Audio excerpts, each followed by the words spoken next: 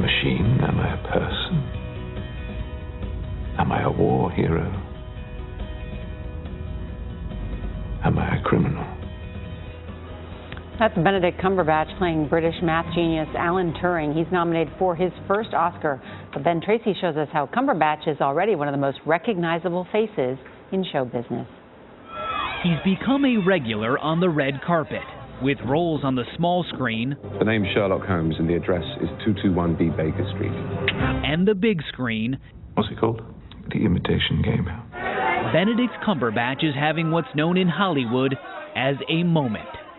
What does this moment feel like to you? Well, great. If it is just a moment for an actor is like saying, enjoy it, this is it. There's something always defensive in my mind that goes, is that it? Is that it then?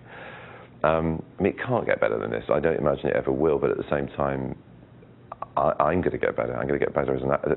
That's why we're here. Everyone thinks Enigma is unbreakable. Good. Let me try, and we'll know for sure, won't we? Cumberbatch is nominated for his first Oscar for his role in The Imitation Game. You need me a lot more than I need you. He plays Alan Turing, the code-breaking genius that helped win World War II, but was later persecuted for being gay and committed suicide. The man was, and is still regarded quite rightfully as the forefather of computer science, the forerunner, the inventor of it. I'm watching the film and I'm thinking, how did I not know about this guy? How important is it for you to be part of telling his story? Hugely. To bring him to other people through the film, for me, it's a huge honor personally, and something I feel very strongly about. This man needs recognition. Recognition is not something Cumberbatch is currently lacking. His sudden appeal has him playing a part he never imagined. Sex symbol. Have you heard the nickname your fans have given themselves? A few. Try me. The Cumberbitches. Yes, I have heard that nickname. They describe themselves as the most glorious and elusive society for their appreciation of the high-cheekboned, blue-eyed sex bomb that is Benedict Timothy Carlton Cumberbatch. And that's when you have to remember it's all fun and games, but very nice all the same. Do you relish your role as a sex bomb? As a sex bomb? Oh yeah, definitely. It's great being a sex bomb. It makes me giggle. So in a way, I take it as a compliment. It's a lot to do with a projection of the work or how I come across rather than what I've got when I wake up in the morning and look in the mirror, because I've had that for the last 10 odd years, and you know, the obsession wasn't there at the beginning. Brilliant! The obsession went into overdrive in 2010 when Cumberbatch became the BBC's Sherlock Holmes. The psychopath Anderson, I'm a high-functioning sociopath. Do your research. I am better. At what? Everything. He played a creepy con in the latest Star Trek film. No ship should go down without her captain.